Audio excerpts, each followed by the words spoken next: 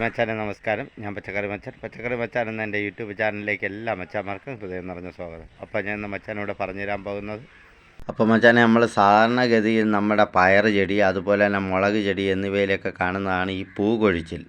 അത് മിക്ക ആൾക്കാരും പറയുന്നതെന്ന് പറഞ്ഞാൽ വളം കൊടുക്കാത്തത് കൊണ്ടാണ്, അതേസമയം വളത്തിൻ്റെ കുറവ് കൊണ്ടാണിത് ഉണ്ടാവുന്നതെന്നാണ്. ഇതിൽ നമ്മൾ ശ്രദ്ധിക്കേണ്ട ഒരു കാര്യമെന്ന് പറഞ്ഞാൽ, നമ്മൾ നിസ്സാരമായിട്ട് കരുതുന്ന ചില കാര്യങ്ങളാണ് ഈ ഒരു പൂകൊഴിച്ചിലുണ്ടാകാനുള്ള പ്രധാന കാരണം. അതായത് പയർ ചെടി അത്യാവശ്യം പൂവൊക്കെ ഇട്ട് വരുന്ന സമയത്ത് നമ്മൾ ധാരാളം വളങ്ങൾ കൊടുക്കും. അങ്ങനെ വളങ്ങൾ കൊടുത്താലും ഈ പൂക്കൾ പൊഴിഞ്ഞു പോകും. ചില കർഷകരുണ്ട്, അവർ ഈ കയ്യിൽ കിട്ടുന്ന സാധനം എല്ലാം കൊണ്ടുവന്ന് നമ്മളെ ചെടിയുടെ ചുവട്ടിലിട്ട് കൊടുക്കും. അങ്ങനെ വരുമ്പോൾ നമ്മളെ ചെടിക്ക് കൂടുതലായിട്ട് കിട്ടുന്നത് എന്തരാണ്? നൈട്രജനാണ്.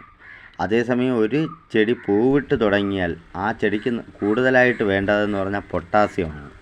ഈ പൊട്ടാസ്യം ആണ് ചെടികളുടെ പൂക്കളുടെ കരുത്തുള്ളതാക്കുന്നതും അതുപോലെ തന്നെ കാകൾക്ക് വലിപ്പമുള്ളതാക്കുന്നതും പൂക്കൾ വർദ്ധിച്ച് കായായി മാറുന്നതും ഒക്കെ ഈ പൊട്ടാസ്യത്തിനെ ബേസ് ചെയ്താണ്. അടുത്തതായി വേണ്ടതെന്ന് പറഞ്ഞാൽ ചെടിക്ക് ബോറോണാണ്.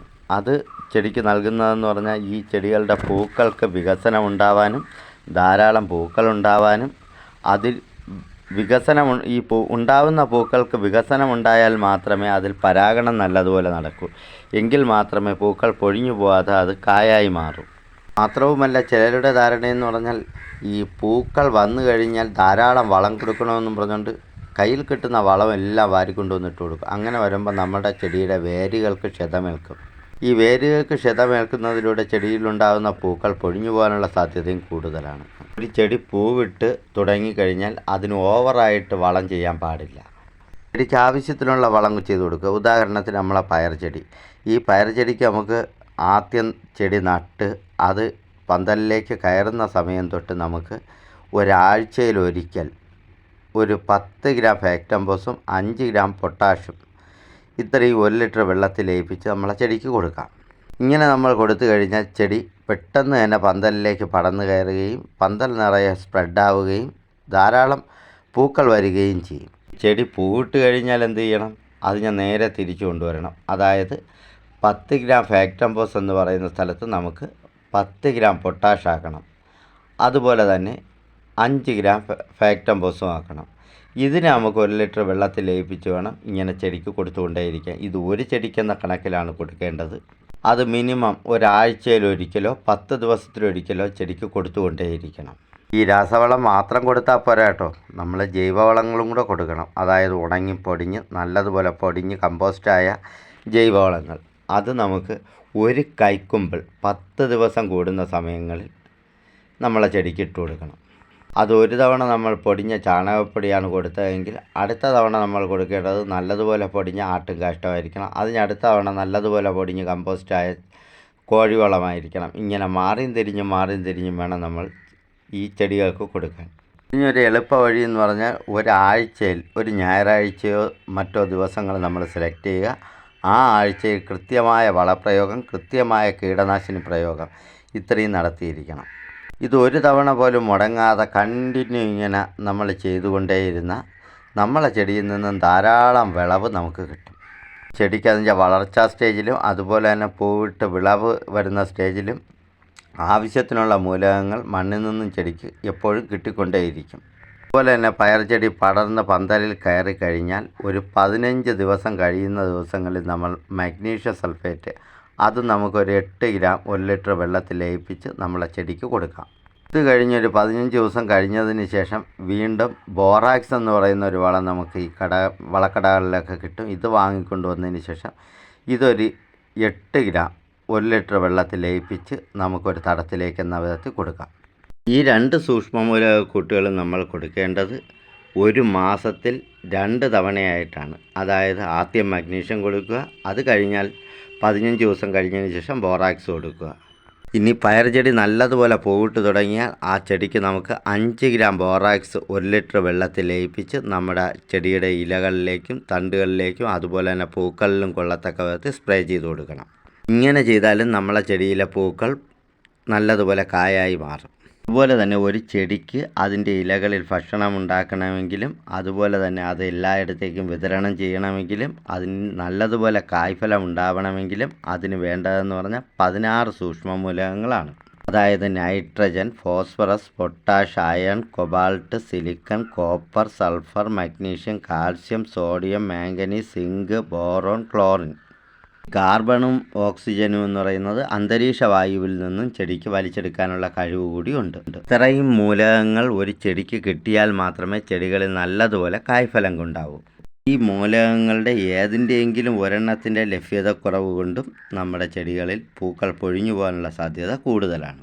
നമ്മൾ മനസ്സിലാക്കേണ്ട അന്തരീക്ഷ വായുവിൽ നിന്നും കാർബണും ഓക്സിജനും ഒഴിച്ച് ബാക്കിയുള്ളതെല്ലാം നമ്മൾ ഒരു ചെടിക്ക് ചെടിയുടെ ചുവട് ഭാഗത്ത് തന്നെ എത്തിച്ചു കൊടുക്കണം. എങ്കിൽ മാത്രമേ നമ്മുടെ ചെടിയിലുണ്ടാകുന്ന പൂക്കളെല്ലാം പൊഴിഞ്ഞു പോകാതെ കായായി മാറും. അതിന് നമുക്ക് പറ്റിയ ഒരു സൂക്ഷ്മമൂലകക്കൂട്ടാണ് നമ്മളിന്ന് ഈ വീഡിയോയിലൂടെ കാണാൻ പോകുന്നത്. അപ്പോൾ ഇത്രയും കാര്യങ്ങൾ പറഞ്ഞപ്പോൾ തന്നെ നമ്മൾ നല്ലൊരു ഫ്രണ്ട്സായില്ലേ മച്ചാനെ. ഇനി എൻ്റെ വീഡിയോ നിങ്ങൾക്ക് ഉപകാരപ്പെട്ടുവെങ്കിൽ ചാനലൊന്ന് സബ്സ്ക്രൈബ് ചെയ്യാൻ മറക്കരുത്. ഇതാണ് അയറെന്ന് പറയുന്ന ഒരു സൂക്ഷ്മമൂലകക്കൂട്ടാണ്. ഇത് നമുക്ക് ഈ വിത്തുൽപാദന കേന്ദ്രങ്ങളിലും അതുപോലെ തന്നെ നമ്മളുടെ കൃഷിഭവനിലും ഒക്കെ വാങ്ങിക്കാൻ കിട്ടും. ഇത് നമ്മുടെ പയർ ചെടിക്ക് മാത്രമല്ല എല്ലാ പച്ചക്കറി വിളകൾക്കും കൊടുക്കാൻ പറ്റുന്ന സൂക്ഷ്മമൂലക മിശ്രിത കൂട്ടാണിത്. കണ്ടോ,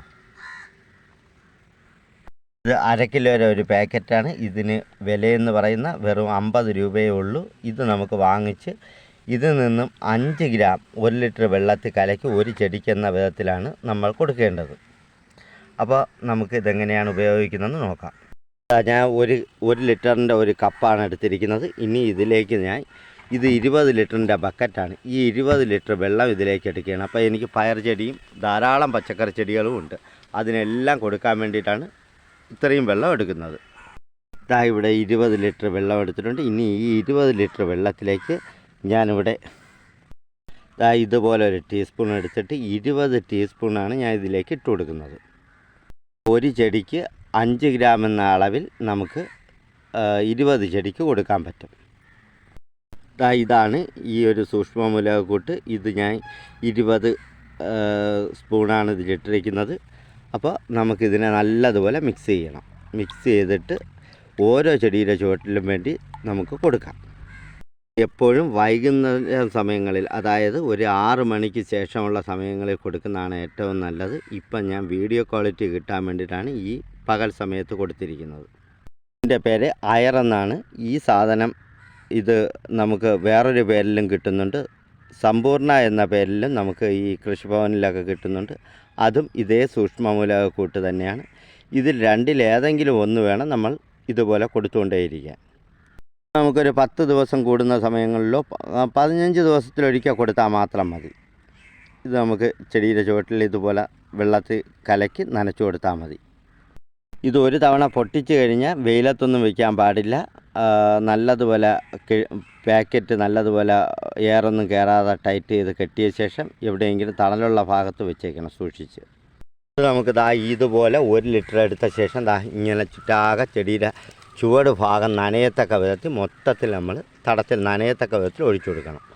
അതുപോലെ തന്നെ നല്ലതുപോലെ വെള്ളം നനച്ച് ഈ അയർ ഉപയോഗിക്കുന്ന സമയത്ത് നല്ലതുപോലെ നമ്മളെ തടത്തിൽ നനവുണ്ടായിരിക്കണം. ആദ്യം നനവ് കൊടുത്തതിന് ശേഷം മാത്രമേ ഇത് ഒഴിച്ചു കൊടുക്കുകയും ചെയ്യാവൂ. അപ്പോൾ ഈ വീഡിയോ മച്ചാന്മാരൊക്കെ ഉപകാരപ്പെടുമെന്ന് തന്നെ വിശ്വസിക്കുന്നു. വീഡിയോ ഇഷ്ടപ്പെട്ട വീഡിയോയ്ക്ക് ലൈക്ക് തരാനും എൻ്റെ ചാനൽ ആദ്യമായാണ് കാണുന്നത് ഈ ചാനലൊന്ന് സബ്സ്ക്രൈബ് ചെയ്യാനും ഇനി കൃഷിയെക്കുറിച്ച് അറിഞ്ഞുകൂടാത്ത മറ്റു മച്ചാന്മാർക്ക് വീഡിയോ ഒന്ന് ഷെയർ ചെയ്ത് കൊടുക്കാനും മടിക്കരുത്. ഇനിയും ഇതുപോലെ നല്ലൊരു അറിവുമായി നമുക്ക് അടുത്ത ദിവസം കാണാമെന്ന ശുഭപ്രതീക്ഷയോടുകൂടി തന്നെ നിർത്തുന്നു. എല്ലാ മച്ചാന്മാർക്കും നന്ദി, നമസ്കാരം.